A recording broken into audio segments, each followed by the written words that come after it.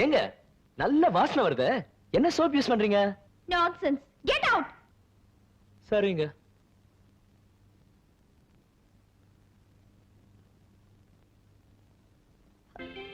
இன்னுமா உட்கார்ந்துட்டு இருக்கீங்க? நான் பாவ மன்னிப்பு வாங்காம இந்த இடத்தை விட்டு போக என் மனசு இடம் கொடுக்கலீங்க. பாவ மன்னிப்பா? எதுக்குங்க? நீங்க சின்ன பொண்ணு, வயசு பொண்ணு.